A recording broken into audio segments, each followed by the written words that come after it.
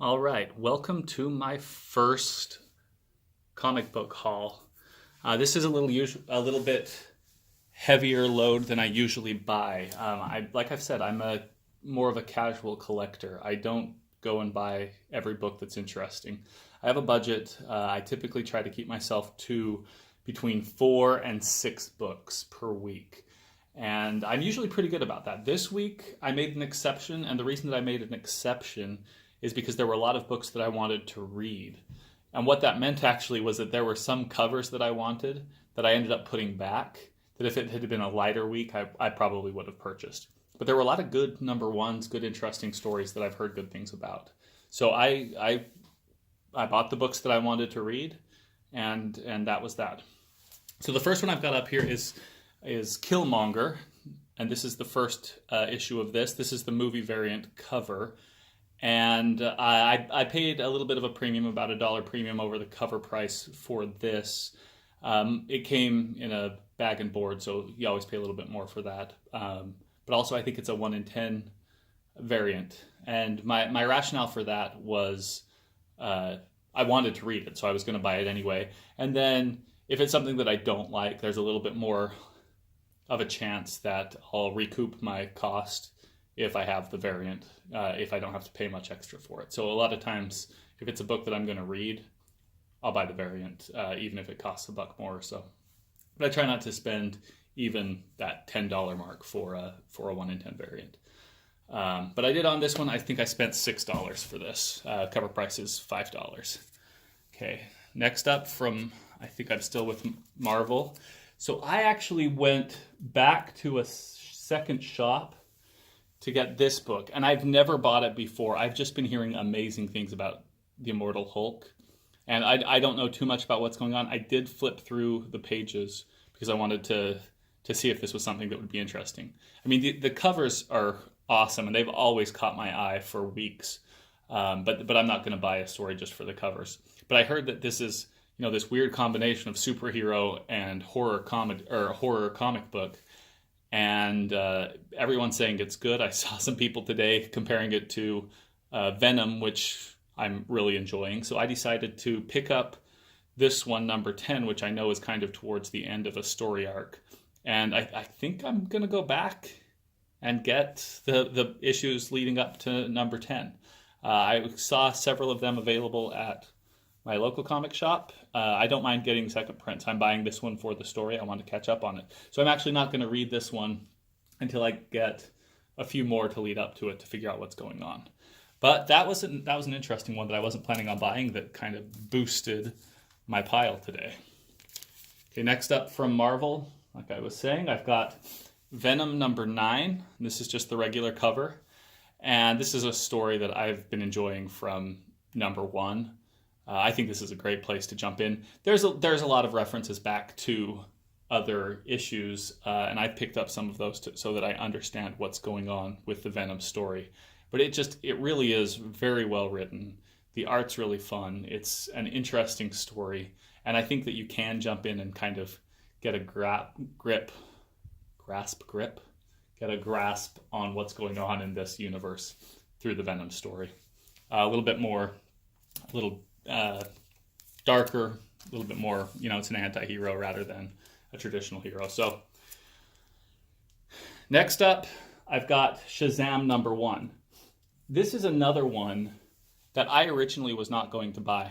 I walked out of the store with my stack, and this was not in my stack. And I went back to a second store to pick this up, and this is the variant cover, the kind of minimalist trade dress. I think it's all right. But I bought this because I was thinking about, I've been trying to get my son into comic books, and he's tried a few books here and there. But I thought this one might be one that he's interested in. I think I saw some interior pictures that somebody else was showing, and it showed a kid in school. It's like, that might be something that he can relate to. My son is 9. He reads some comic books, but hasn't quite grabbed onto anyone that he really likes. He likes Robin, but I thought I'd try something else. This might be a good place to start with a number 1 with a fresh story. So I'm going to give this a shot and see if my son likes it. All right, next up, we're to DC here. I got Martian Manhunter #1. Now this is one, Martian Manhunter's always been kind of an interesting character to me. I'm glad he's getting his own title. I don't know a whole lot about him, but I do know that he's kind of always been this more subdued character that has a lot of character-driven story. That's what I'm hoping to get out of this. People have referenced that it's going to be like Mr. Miracle. Now, I loved Mr. Miracle for the first few issues, and then I started losing it towards the end. But because it's character-driven, it's the same reason that I love the current run of Batman.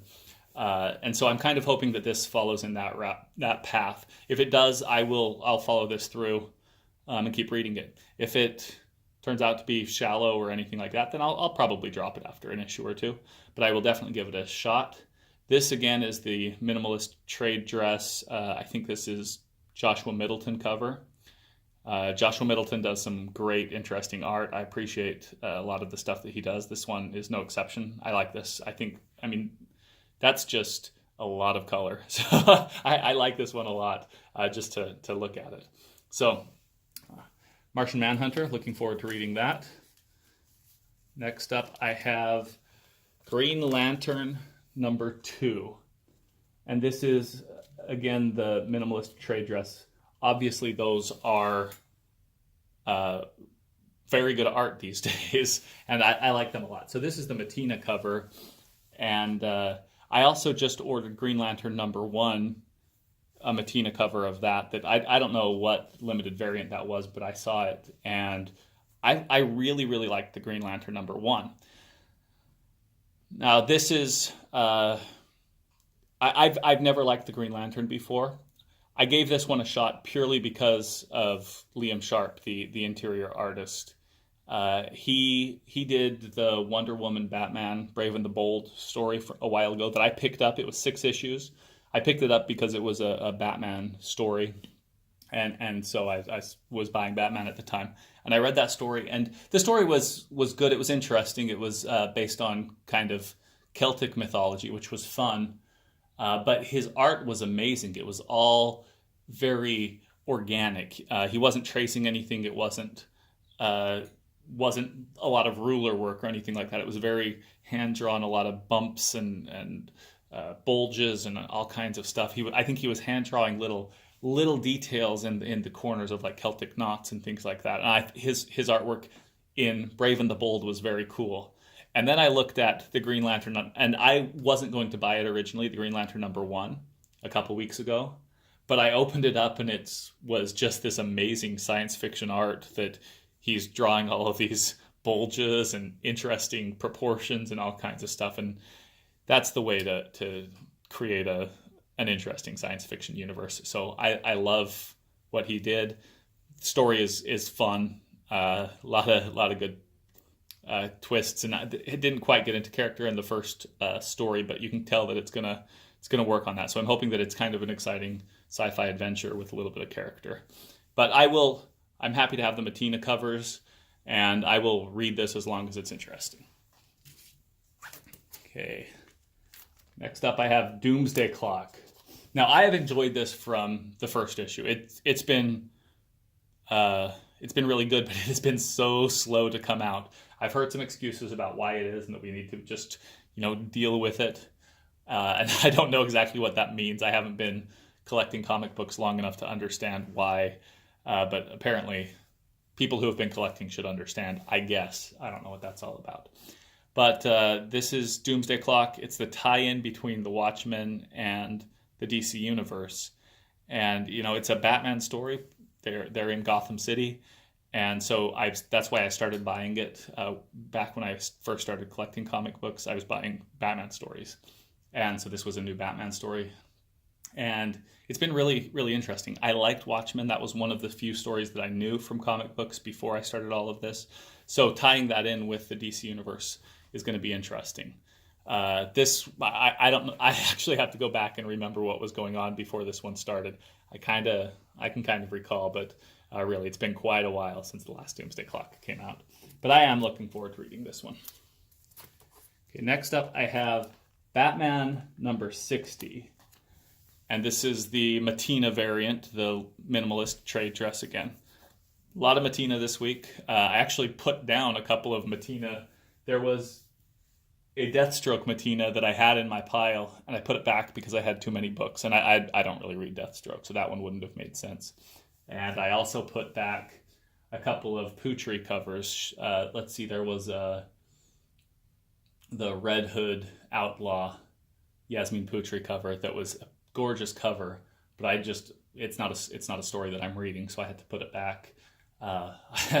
Honestly, for $4, I probably should have bought it anyway, and I don't think I'm going to be able to find it again. It was a very, very cool cover. But I always buy Batman. This has been my go-to as soon as I started committing to go to the comic shop every week. So happy to have this one, enjoying the story. We'll see. I saw something from Tom King this week on Twitter where he was talking about the story arc going out to issue 105. So spanning, what would that be, 4 years? Once every 2 weeks, $25 a year. Yeah. So spanning 4 years of this massive story arc that he's got, and something big is going to happen at issue 75. And I don't know. I don't care that it's that long, as long as the story is interesting. This is kind of like the soap opera of comic books. I'll read it because it keeps drawing you in as long as it's interesting. But I do think that's a cool cover. Obviously, Mattina is talented. He is very good at drawing the villains, so I appreciate what he does there. And that's a good one to add to my run of Batman. Okay, next up, I have Prodigy. Now, this is from Image Comics and Netflix, and this is some stuff that Mark Millar is doing for Netflix. I don't know exactly what that branding is, but on the back of this one, it has, a massive Netflix logo. And I don't know exactly what the rationale is here. A lot of people are talking like, oh, these are going to be made into shows. I don't know that that's the case. It might be. And you can tell that there's a little bit of influence. These seem to be designed in a way that would make for a good Netflix series. But I think that they might just be ways of testing some properties that they're not sure if they want to make into movies or not, or shows. I'm not buying them with that same kind of speculation. I don't think they're going to be highly valuable. But Mark Millar is a great writer. He's done a lot of good storytelling. So I'll read it. And it sounded interesting. Well, I'll tell you the truth. This one, it sounds interesting, but I don't know if it's going to be for me. It's about a guy who's good at everything. And those kind of stories always drive me crazy. Like Ender's Game. I didn't appreciate Ender's Game because it's the story of how these elites are going to save us all, and that never really clicks with me. I don't look to elites to solve problems. That's just my philosophy. But it'll still probably be a fun story, so I'm looking forward to that. And this last one is the only one that I'm not going to read, and that's because I've already read it. So this is Rags #1, the second print. It says right there, second printing. I didn't see that before, but I knew that the yellow title was the second printing. Now, I really liked this book when I first read it, and I'm going to pull it open just to kind of show you what this art is really cool. Just a couple pages, try to not be too graphic here. But the way that they do the color, most of it's black and white with a little bit of color, especially her hair. I think that the way that they've done the color in this book is just, this is kind of what you can do with a graphic novel that doesn't quite make sense in other forms.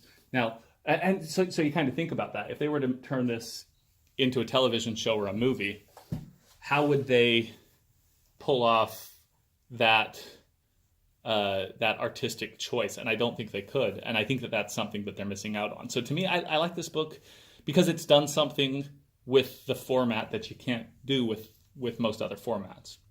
I've been debating this though. I showed in my last unboxing that I've got a Rags #1, the Patreon uncensored version. And I'm trying to decide, and I've got a Rags #2 that I got first printing when that came out. And I think I've got another Rags #2 Patreon copy coming in a couple days. but I'm not sure. I'm not sure exactly what to do with these. I could sell one and make enough money to support this hobby for a couple of weeks and not have to worry about things. It's kind of iffy. This doesn't fit. It's a really cool story, but it doesn't fit my kind of, not motif, but like this. They're very, very mature. I can't let my kids open these books, especially the uncensored ones, but this one as well. I can't even show that cover with my kids around. A little too. It's great eye candy for those that appreciate it, but I can't show my kids this. So I'm not sure if I can actually keep these rags books and keep going with it. I'm debating that. I've enjoyed the story, and I'll probably read the story, maybe just get the digital versions going forward. But that's my haul for the week. Hopefully I give you a little bit of a view of what's going through my mind as I'm collecting these books. It's not I'll put something else up here. Let's go with this one. This is probably my favorite cover of the week. Mattina, Green Lantern, just yelling there. Oh, well, you know what? While I'm here, let me just open this up because I was talking about the art so much, and I've already gone well into this. So if anyone's sticking around this long, I'll just show a couple of a page here. So all of these little knobs on the spaceships and facial expressions are good, and just fun stuff. This guy has a volcano for a head. No idea what that is, but look at a little closer, spider face. I don't know what's going on there, but it's fun and it's interesting. So I'm looking forward to reading it. But this is haul number 1 of plenty more to come.